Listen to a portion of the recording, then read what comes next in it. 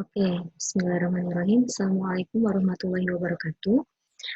Kembali lagi dengan saya pada pertemuan mata kuliah teknologi pengolahan pangan hewani untuk pertemuan ketiga di sesi UAS. Sebelum kita memulai perkuliahan, marilah kita bersama-sama membaca basmalah. Bismillahirrahmanirrahim. Oke, pada pertemuan sebelumnya kita sudah membahas bagaimana komposisi dan nilai gizi daging serta bagian-bagian dari daging, khususnya daging sapi ya. Pada kesempatan kali ini, insya Allah kita akan bahas mengenai teknologi olahan daging. Sebelum masuk ke pembahasan, kita terlebih dahulu akan pelajari beberapa peralatan uji maupun peralatan yang digunakan untuk pengolahan daging yang secara umum. Di sini ada beberapa peralatan pengolahan, antara lain yang pertama nih ada food processor, digunakan untuk memperkecil perkecil ukuran daging. Kemudian sebelahnya ada meat grinder, sama memperkecil ukuran daging, hanya saja dia untuk daging giling ya, jadi lebih kecil, kemudian nanti keluar dalam bentuk panjang-panjang seperti daging giling yang sering kita lihat di pasaran. Kemudian di sebelahnya ada mesin pencetak bakso. Nah, di sini tempat untuk penampungan adonan, kemudian nanti dicetak, bisa kapasitasnya sampai ribuan untuk lebih menghemat waktu dan juga biaya. Selanjutnya ada meat slicer. Ini untuk memotong-motong daging pada ukuran tertentu ya, bisa diatur ukurannya. Kemudian sebelahnya ada mechanical deboning mesin. Deboning sendiri adalah pemisahan antara tulang dengan daging. Sehingga fungsi mesin ini adalah untuk menghasilkan daging yang telah terpisah dari tulangnya. Selanjutnya adalah stuffer. Stuffer ini alat khusus untuk produksi sosis, di mana nanti adonan akan dimasukkan, kemudian selongsong dipasang, sehingga ketika keluar dari alat ini, maka sudah dalam bentuk sosis yang sudah dibungkus oleh selongsong. Seperti itu. Kemudian, ini adalah beberapa peralatan uji. Peralatan uji pada pengolahan daging. Antara lain, ada carper press. Di sini carper press untuk menguji aktivitas air. Untuk menguji aktivitas air, di sini carper press ini biasanya dihubungkan dengan planimeter. Jadi dengan planimeter, dengan menggunakan kertas minyak biasanya, terus kemudian dipres dengan carper press, kemudian nanti dihitung, ada rumusnya. Selanjutnya adalah pH meter. pH meter daging khusus ya. Kalau kita biasa kenal pH meter itu dengan menggunakan cairan, kalau ini dengan menggunakan alat seperti ini, tusukkan pH meter. Kita tahu pH merupakan salah satu indikator yang penting bagi kualitas daging. Selanjutnya adalah Warnell Blitzer. Nah, si Warnell Blitzer ini berfungsi untuk mengetahui tingkat kekenyalan daging, keempukan daging itu menggunakan Warnell Blitzer. Ini planometer tadi sepasang dengan carper press. Kemudian ini adalah termometer bimetal. Termometer bimetal adalah alat untuk mengukur suhu daging, khususnya suhu dalam. Apabila kita memasak daging, maka yang jadi acuan sebenarnya adalah suhu dalam. Daging itu matang sempurna atau tidak, tergantung berapa suhu dalamnya. Nah, itu digunakan termometer bimetal ini, ditusukkan kepada daging, kemudian akan muncul di sini berapa suhu dalamnya. Kemudian yang terakhir di sini ada Meat Color Scores. Meat Color Score ini adalah sebuah kartu yang berisi deretan warna di sini, di mana warna-warna ini adalah warna yang menggambarkan kualitas daging nantinya. Jadi ada deskripsinya, misalnya warna yang keputihan ini seperti apa, terus kemudian lebih merah seperti apa, dan sebagainya. Ada Meat Color Scores. Ya. Itu beberapa peralatan uji dan peralatan pengolahan daging yang umum digunakan pada industri pengolahan. Oke, selanjutnya kita langsung masuk ke teknologi pengolahan daging sendiri.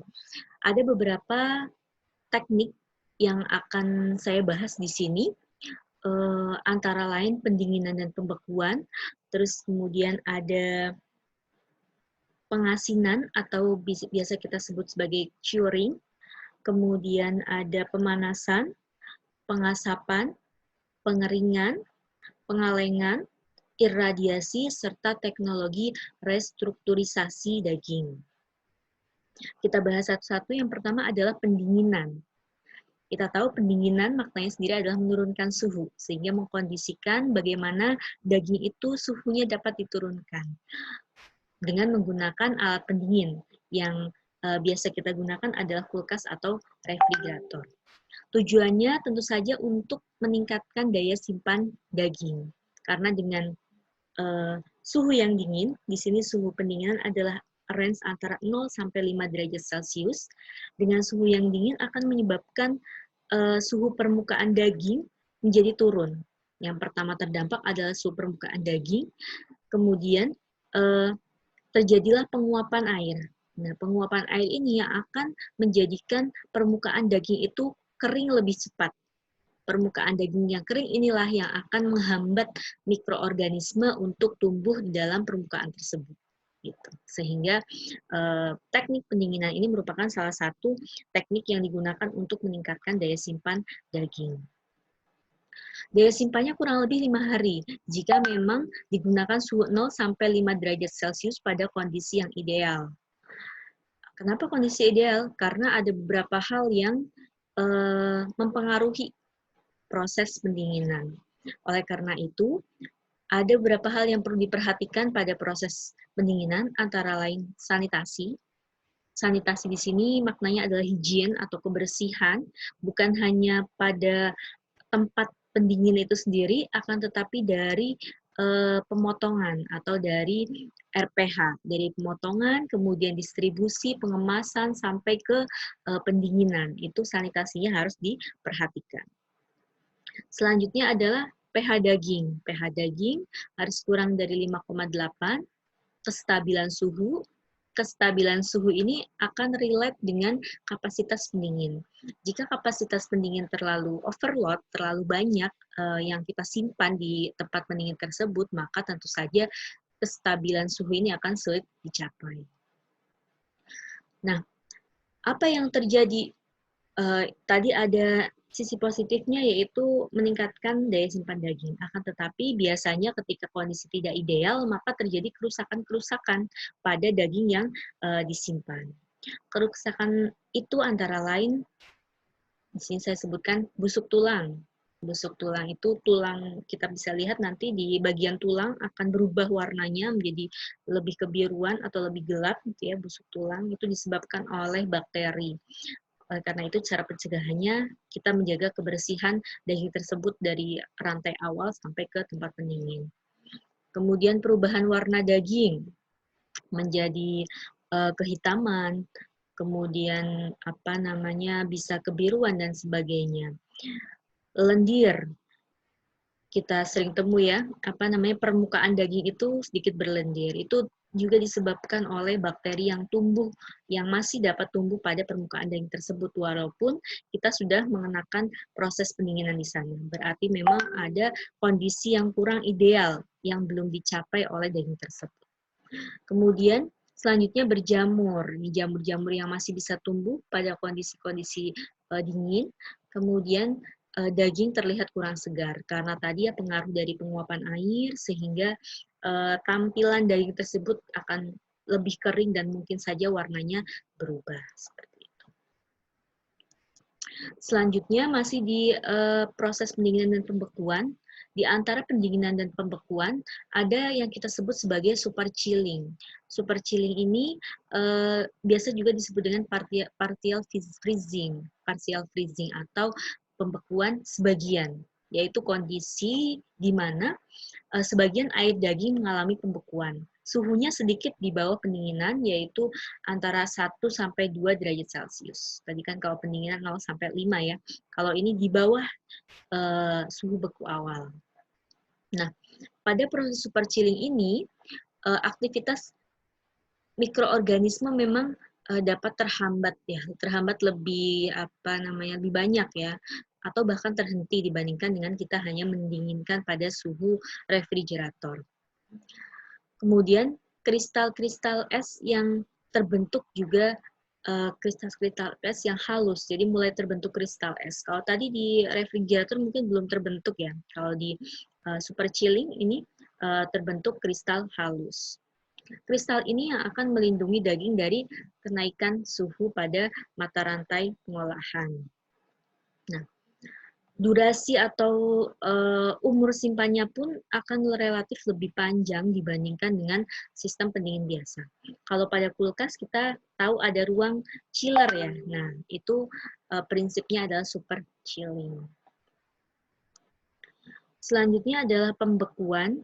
Nah, pembekuan ini suhunya di bawah lagi dari super chilling, yaitu di bawah 0 derajat Celcius. 0 derajat Celcius sudah mentok paling atas ya, batas atas dari suhu pembekuan.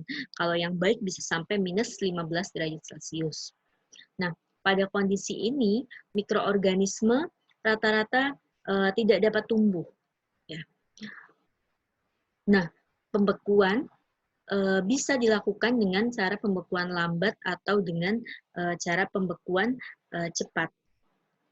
Pembekuan tentu saja ini menggunakan pengaturan suhu ya. Kalau pembekuan lambat suhunya diatur sedemikian rupa supaya tidak langsung minus berapa derajat itu. Tapi kalau pembekuan cepat langsung menggunakan cairan dingin atau langsung dimasukkan ke freezer dengan suhu yang sangat dingin. Masing-masing ada kelebihan dan kelemahannya. Pembekuan lambat menghasilkan kristal es yang berukuran besar, jadi langsung memerangkap air sehingga membentuk kristal es dalam ukuran besar yang akan menyebabkan resiko drip atau pengeluaran cairan daging, di mana cairan daging ini mengandung beberapa protein, vitamin, dan kandungan-kandungan lainnya seperti itu. Jadi cukup ada kelemahannya ketika kita melakukan pembekuan cepat.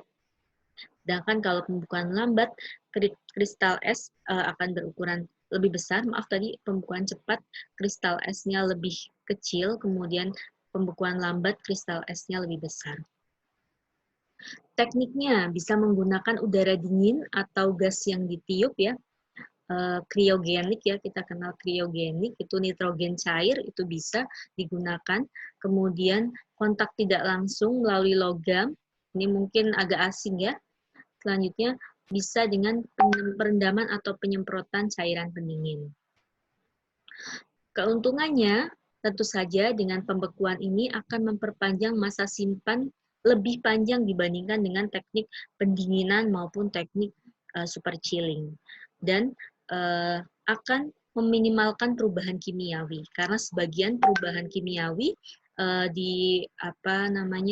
dipicu oleh suhu yang optimum ya.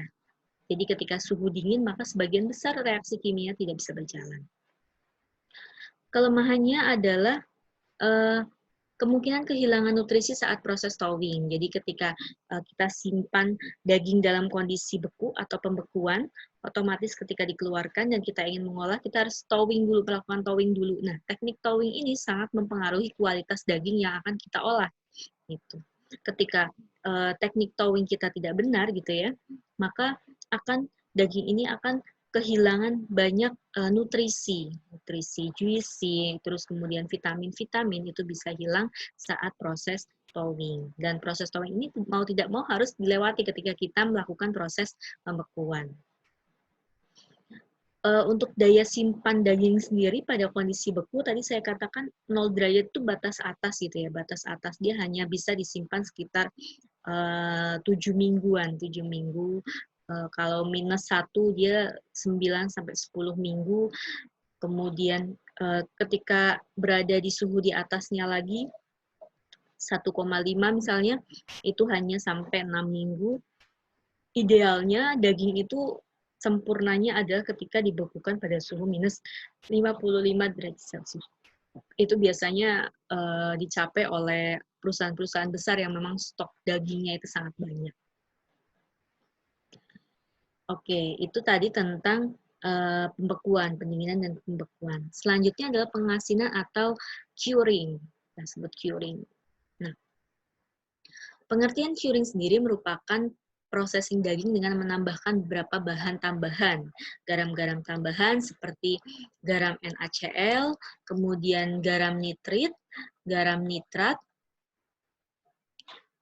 nitrat, dan gula. Ya, maaf sebentar kita. Oke. Serta kita tambahkan bumbu-bumbu lainnya. Tujuannya ada beberapa yang dilakukan selain tadi ya, processing daging, teknologi pengolahan daging, tujuan utamanya pasti adalah memperpanjang masa simpan. Selain itu, dengan proses curing ini, penambahan bahan-bahan tadi akan kita peroleh kestabilan warna. Karena itu daging-daging curing biasanya kita lihat warnanya itu tampak lebih menarik gitu ya, agak kemerah-merahan karena penambahan garam-garam tadi. Kemudian aromanya juga akan lebih kuat, teksturnya lebih empuk, kemudian karena penambahan bumbu tadi maka rasanya akan lebih lezat. Tapi pengasinan ini juga mempengaruhi pengerutan daging. Bahan-bahan yang biasa kita gunakan untuk curing antara lain pengawet, penghambat pertumbuhan mikroba. Pengawet ini tadi ya bisa dengan garam-garam nitrit, nitrat tadi ya. Kemudian flavor, penyedap dan bumbu. Nitrit, nitrat ini garam yang secara khusus memberikan warna merah muda, terang yang stabil pada daging hasil curing. Kemudian proses curing juga akan jadi lebih cepat. Dia juga mencegah tumbuhnya mikroba lebih efektif dan memperbaiki flavor serta antioksidan. Pada beberapa tahun silam gitu ya, pernah organisasi Kesehatan Dunia melarang penggunaan nitrit dan nitrat ini karena diduga menyebabkan kanker seperti itu. Tapi seiring dengan penelitian yang berjalan, kemudian didapatkan hasil bahwa ternyata nitrit dan nitrat ini cukup aman dikonsumsi atau ditambahkan sebagai bahan tambahan pangan, akan tetapi dengan dosis tertentu. Untuk dosisnya nanti coba di searching dulu ya di jurnal-jurnal maupun di SNI. Nah, berikut adalah mekanisme nitrat atau nitrit dapat menstabilkan warna berdasarkan buku Suparno tahun 2005, di mana nitrat ini, penambahan nitrat ini akan garam nitrat akan berubah menjadi nitrit karena adanya organisme produksi ya, secara alami organisme produksi nitrat ini menjadi nitrit. Nah, nitrit ini akan bereaksi dengan oksigen, dalam daging, kemudian akan membentuk nitrit oksida. Nitrit oksida ini akan bereaksi dengan mioglobin. Kita tahu mioglobin adalah warna merah pada daging. Gabungan antara nitrit dan mioglobin ini ketika kondisi menguntungkan dalam artian tadi ya di kondisi daging segar, maka dia akan mengubah nitrit dan mioglobin ini akan bergabung menjadi nitrit oksida metmioglobin.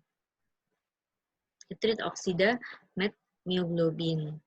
Yang pada kondisi menguntungkan lagi akan berubah menjadi nitrit oksida mioglobin atau warna merah yang lebih stabil terhadap berbagai kondisi ya. Dan ketika nitrit oksida mioglobin ini bertemu dengan panas atau diasapkan gitu ya dalam proses curing, maka akan menghasilkan nitrosil hemokromogen atau warna merah yang sangat stabil. Oleh karena itu kita lihat beberapa produk curing seperti rolade misalnya, sosis, kemudian nugget, kemudian ada cornet ya, warna merahnya itu stabil ya walaupun di suhu ruang. Itu penambahan adanya mekanisme curing di sana. Ini adalah struktur nitrat dan nitrit. Nah, masih bahan-bahan curing ada pemanis, sukrosa, dekstrosa, dan sebagainya. Kemudian ada bahan pengisi atau pengikatnya. Nah, itu tadi proses pengasinan atau curing. Selanjutnya adalah proses pemanasan. Nah, proses pemanasan ini merupakan salah satu proses yang juga umum atau dominan dilakukan oleh kita, baik itu di industri maupun di rumah tangga. Tujuannya adalah meningkatkan tekstur, flavor, dan warna serta kualitas daging. Karena memang dengan adanya panas yang dikenakan pada daging tersebut, otot-otot yang tadinya berkontraksi, masih berkontraksi, saling bertumpuk dan sebagainya, ketika terkena panas akan lebih mengendur sehingga menghasilkan tekstur yang lebih empuk. Komponen-komponen flavor juga akan mengalami perubahan secara kimia menjadi komponen-komponen yang bisa kita cium aromanya dan sebagainya itu dengan adanya panas. Selain itu juga membunuh mikroorganisme yang tidak dikehendaki, karena sekali lagi mikroorganisme tertentu, sebagian besar mikroorganisme memang tidak bisa bertahan pada kondisi suhu panas. Suhu dan lama pemanasan tergantung dari tipe produk olahan daging dan sifat sensori yang diinginkan. Mau sebentar atau mau banyak, itu tergantung dari bagaimana kita menginginkan rasa dari daging tersebut. Terdapat dua jenis pemanasan yang umum dilakukan, yaitu antara lain pemanasan saat daging diolah dan pemanasan saat olahan daging akan dimakan. Mungkin contohnya kita bisa lihat misalnya bakso misalnya. Bakso, pada saat pengolahan daging, pengolahan bakso maksudnya membuat bakso kita melakukan pemanasan ya. Mungkin teman-teman tidak berkesempatan untuk melakukan praktikum ya, tapi mungkin bisa searching di YouTube atau bisa mengunjungi produsen bakso gitu ya. Pembuatan bakso ini setelah daging dihaluskan, kemudian campur bumbu, kemudian diadon, pasti akan mengalami pencetakan dan perebusan. Nah, itu disebut pemanasan saat daging diolah. Kemudian setelah direbus itu, kemudian kita packing gitu ya, kita packing, kita kemas, kita distribusikan sampai ke konsumen, dan konsumen rata-rata ketika akan mengkonsumsinya, maka memanaskan daging itu lagi, memanaskan bakso tersebut. Itu disebut pemanasan saat olahan daging akan dimakan. Jadi rata-rata memang kita memakan olahan daging ini mengalami dua jenis pemanasan. Metode pemanasan sendiri ada dua macam, ada pemanasan kering dan pemanasan basah. Pemanasan kering contohnya adalah broiling. Broiling ini adalah jenis pemanasan atau metode pemanasan dengan menggunakan oven broiling. Kemudian ada pan frying. Pan frying ini dagingnya digoreng tanpa minyak ya, kering ya tanpa minyak. Kemudian stir frying, dia mirip dengan pan frying akan tapi dia menggunakan sedikit sekali minyak. Kemudian ada roasting atau grill yaitu dengan memanggang. Itu kita kelompokkan pada pemanasan kering atau dry heat. Kemudian ada pemanasan basah atau moist heat.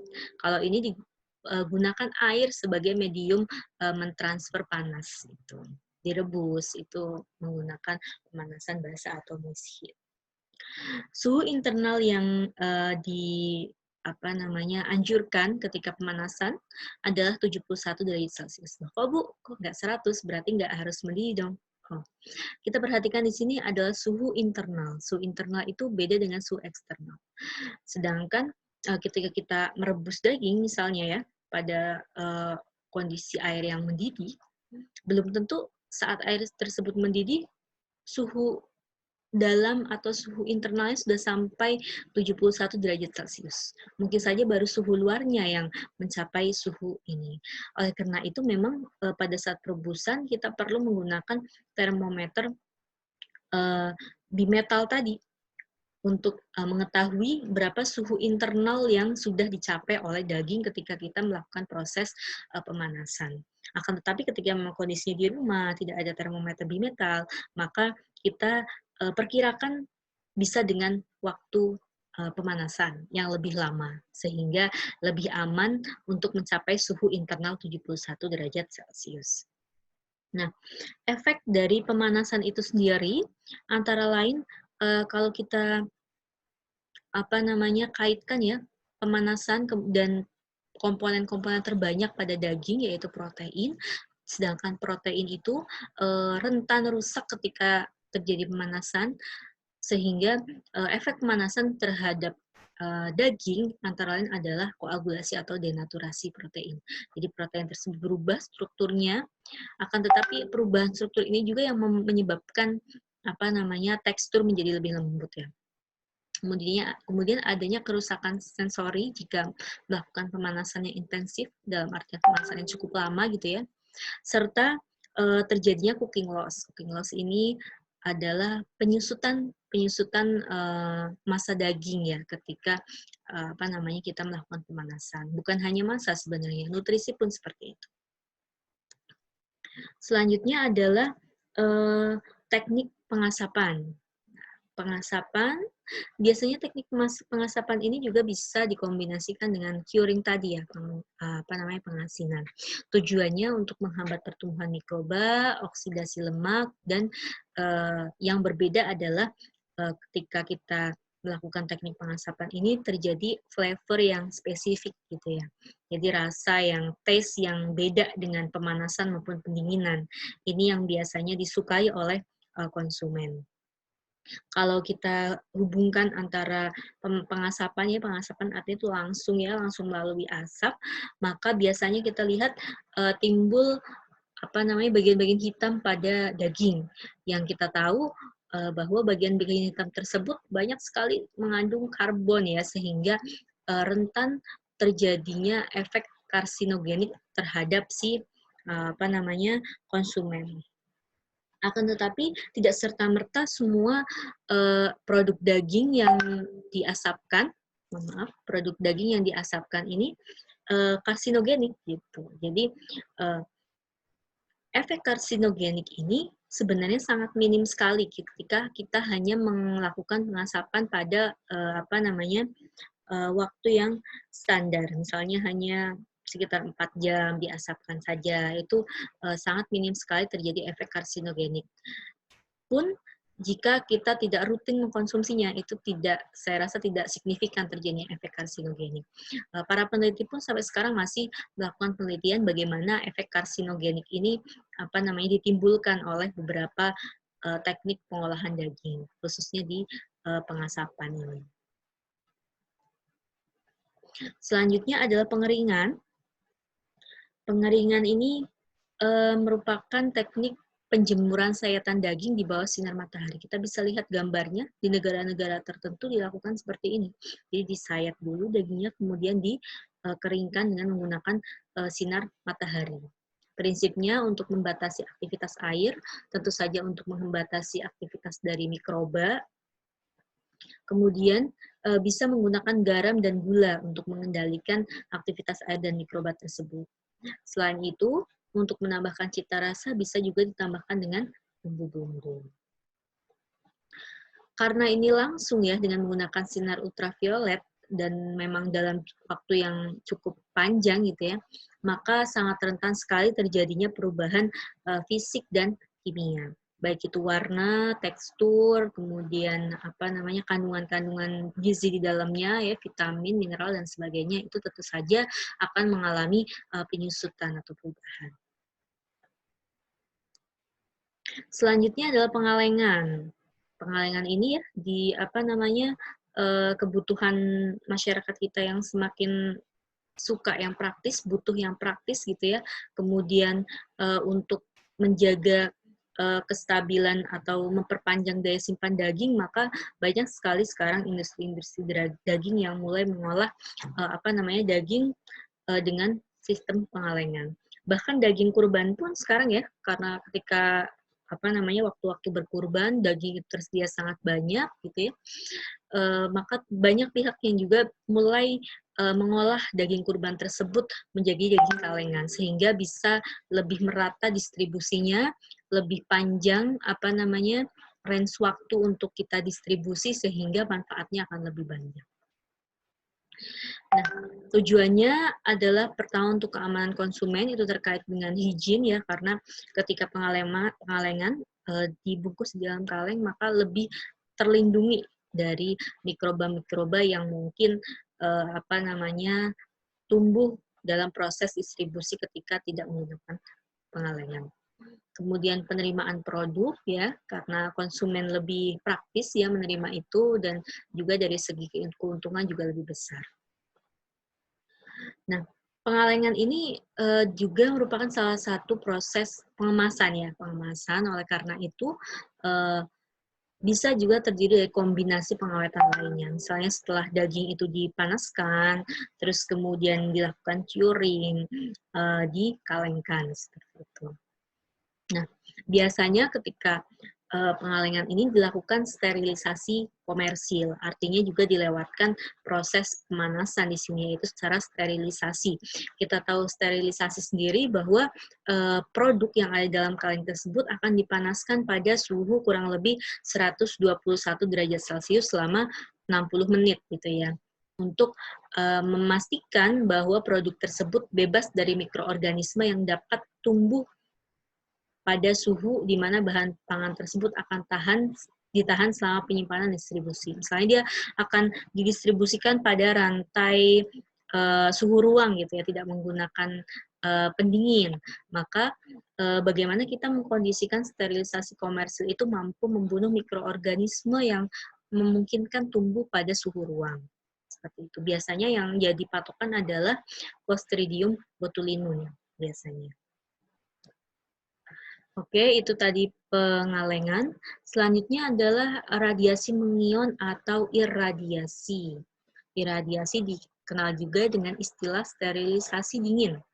Dia menggunakan sinar alfa, beta, dan gamma, sehingga relatif bahan yang diawetkan ini lebih sedikit atau lebih minim perubahan-perubahan sifat alaminya seperti warna, kandungan gizi dan sebagainya. Akan tetapi memang irradiasi mengion ini biayanya cukup mahal dibandingkan dengan proses yang lainnya. Kemudian ada juga beberapa isu beberapa isu yang membahas efek buruk dari irradiasi terhadap kesehatan kita. Mungkin bisa di-searching ya jurnalnya seperti apa. Tapi ini saya paparkan beberapa memang teknik-teknik yang memang bisa dilakukan pada olahan daging. Selanjutnya terakhir adalah teknologi restrukturisasi. Teknologi restrukturisasi tujuannya meningkatkan nilai tambah dari daging yang berkualitas rendah akibat potongan daging yang kecil atau tidak beraturan. Mungkin secara gampangnya teknologi restrukturisasi ini adalah proses di mana daging tersebut ya dihancurkan, maksudnya dikecilkan ukurannya atau potongan-potongan daging kemudian digiling, terus kemudian dibentuk kembali, dicampur dengan bahan-bahan yang lain. Di sini ada ya, melumatkan daging, mencampurkan daging dengan bahan lain, dan dilanjutkan dengan pembentukan produk. Nah, contohnya apa Bu? Restrukturisasi banyak sekali. Rata-rata kita memakan produk daging yang telah mengalami restrukturisasi seperti bakso, nugget, sosis, terus kemudian kornet dan sebagainya. Itu kan prinsipnya digiling dulu dagingnya, terus kemudian dicampurkan bahan-bahan tertentu, kemudian dibentuk lagi. Itu contoh-contoh dari daging yang telah mengalami teknik restrukturisasi.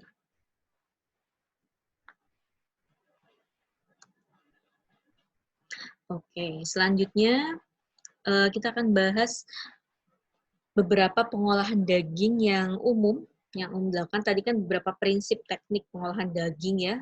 Kalau ini beberapa produk olahan dagingnya. Kita lihat di sini ya, ada bagan, di sini daging bisa digiling, tadi ya restrukturisasi, bisa dibuat bakso, sosis, nugget, burger, terus kemudian bisa disuir, iris tipis, dipotong, dan sebagainya. Saya cepat saja ya, ini sosis pertama. Sosis ini merupakan bahan baku yang dihaluskan tanpa penambahan bahan lain atau dengan penambahan bahan lain yang dimasukkan dalam song-song sosis atau tanpa proses, dengan atau tanpa proses pemanasan. Itu pengertian dari BSM. Artinya, Kalau di sini ada pengelompokan macam sosis berdasarkan cara membuat tadi ya, bisa dengan bahan tambahan, bisa dipanaskan ataupun bisa tidak. Ada jenis-jenisnya, ada fresh sosis yang segar yang dibuat dari daging segar mengalami pelayuan tapi tidak di-curing. Ini ketika dikonsumsi harus dimasak dulu. Ada yang dengan menggunakan pengasapan, itu namanya madwurst, dimasak dulu sebelum dimakan. Ada sosis yang kering, dikeringkan, dimakan dalam kondisi dingin, didiamkan dalam jangka waktu lama. Kemudian ada sosis yang masak, kemudian ada apa namanya sosis yang direbus, kemudian dimasak. Nah, ini berdasarkan jenis dagingnya, ada sosis sapi, sosis ayam, sosis kambing. Bahan-bahannya daging atau pengemulsi atau miosin gitu ya, itu seharusnya memang berada pada proporsi yang cukup banyak ya, 50% ke atas itu sosis yang bagus. Kemudian lemak, kita tambahkan lemak lagi pada apa namanya adonan sosis. Bahan pengikat ini fungsinya untuk menarik air ya, membentuk struktur yang padat dan stabil ya, serta mengurangi penyusutan dan cita rasanya akan lebih enak gitu ya, kenyal. Itu bahan pengikat. Ini air, garam, gula, nitrit ini untuk merah tadi ya, proses curing, kemudian bumbu. Ini cara produksinya, daging, sortasi, dipotong, terus kemudian ditimbang, digiling, dicampur dengan bumbu-bumbu, kemudian dimasukkan ke dalam alat bernama stuffer tadi ya, dan dikukus selama 30 menit. Selongsongnya bisa alami, terbuat dari pencernaan ternak ya, bagian ususnya yang mengandung banyak kolagen, atau bisa apa namanya juga buatan. Kalau yang alami ini tentu saja lebih aman ya karena terbuat dari apa namanya bahan alami, akan tetapi memang mudah mengalami kerusakan oleh mikroorganisme gitu ya. Selanjutnya selongsong buatan bisa terbuat dari selulose apa tumbuhan mungkin atau selulose sintesis, kemudian kolagen, plastik dan sebagainya. Sebagian sosis yang terbuat dari selongsong buatan ini juga selongsongnya harus dilepas dulu ketika dimasak. Tapi ada juga yang edible. Kemudian nugget. Nah, nugget ini bisa disebut bongkahan emas karena warnanya yang kemerahan apa kecoklatan itu ya. Termasuk daging restrukturisasi seperti cornet dan sosis. Kemudian apa namanya? Ada dua komponen utama yang sangat penting dalam pembuatan nugget. Ada butter dan ada breading. Nah, kalian harus tahu bedanya. Butter adalah adonan pelapis untuk mencegah dehidrasi serta membantu terjadinya browning dan crispiness. Breading proses pelapisan dengan breadcrumb. Jadi kalau butter ini apa namanya telur dan sebagainya gitu ya.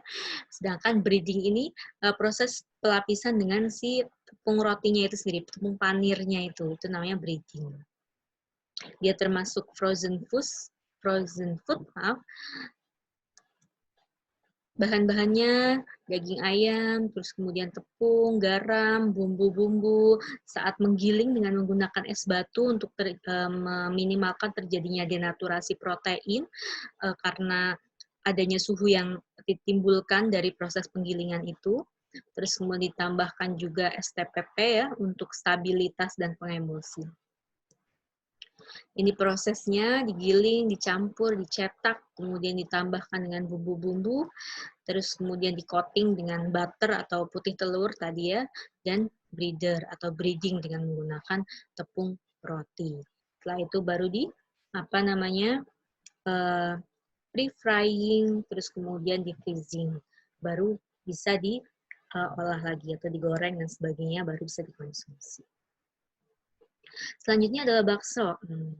Mohon maaf ini ya, yang masih pada berpuasa atau saum ya, semoga tidak menyebabkan apa namanya keinginan untuk makan. Kita belajar di sini ya. Bakso ini merupakan produk makanan berbentuk bulatan atau bisa dengan bentuk lain ya, sekarang banyak. Merupakan campuran dari daging ternak, idealnya 50% ke atas dagingnya, kemudian dicampur juga dengan pati dan bahan tambahan lain yang tentu saja diizinkan. Bahan-bahannya, daging sapi pilih yang masih segar ya, yang masih prosesnya pada fase pre-rigor, kemudian dagingnya tebal, tidak banyak lemak, sehingga rendemen yang dihasilkan akan lebih tinggi. Bahan pengisinya bisa pakai tepung, kemudian bumbu-bumbu untuk semakin mempertajam aroma.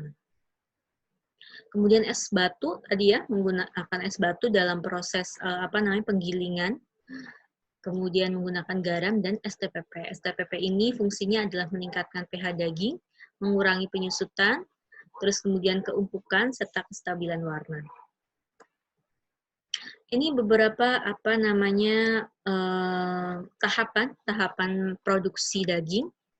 Sebenarnya kalau kita praktikum kita melalui tahapan-tahapan ini. Mungkin untuk teknisnya nanti Bu Intan akan menjelaskan ya bagaimana kita akan memperoleh skill praktikum tanpa kita praktikum sungguhan di lab gitu ya. Ini beberapa tahapannya, daging dicuci dulu, kemudian difilet, ditimbang, digiling dengan menggunakan es batu, dicampur tepung dan STPP, dicampur dengan bumbu-bumbu, dibentuk dan direbus. Ini tadi yang saya katakan sebagai pemanasan pertama ya.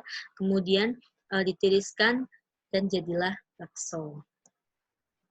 Faktor-faktor yang menentukan pada pembuatan mutu bakso dan produk-produk lainnya tentu saja bahan baku ya, jenis daging. Kalau jenis daging, bagian-bagian daging sudah kita bahas ya, mana yang bagus untuk bakso dan sebagainya. Kemudian bahan tambahannya, pengenyal dan pengawet, proporsi bahan, misalnya daging, lemak, tepungnya itu banding berapa.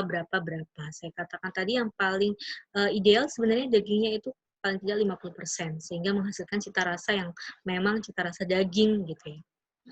Kemudian suhu saat pencetakan. Jadi cetak langsung dimasukkan ke suhu panas.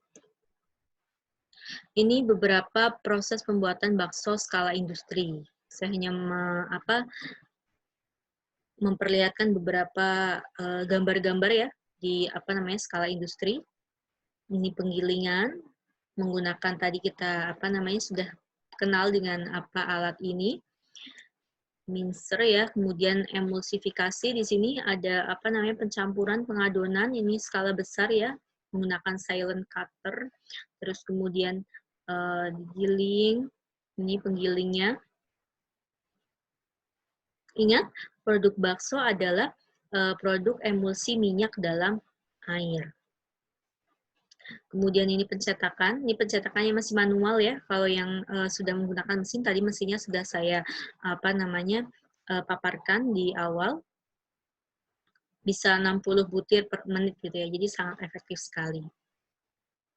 Ini beberapa metode pengemasan dari bakso itu sendiri, ada vakum, kemasan aluminium, plastik yang biasa maupun kaleng. Tentu saja semakin bagus pengemasannya, maka masa simpan bakso tersebut akan semakin panjang. Ketika memang bakso tersebut menggunakan bahan-bahan alami dalam artian tidak mengandung banyak bahan pengawet. Tapi tentu saja biaya yang diperlukan untuk produksi akan semakin tinggi juga. Seperti itu. Oke, sekian pemaparan saya tentang teknologi pengolahan daging.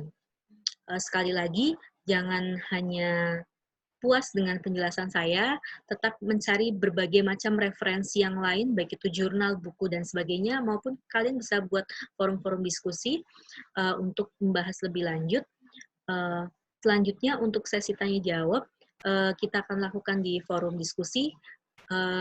Jika diperlukan, nanti saya akan jelaskan kembali lewat video selanjutnya. Seperti itu ya. Kurang lebihnya mohon maaf, saya akhiri kuliah pada kesempatan kali ini. Wassalamualaikum warahmatullahi wabarakatuh.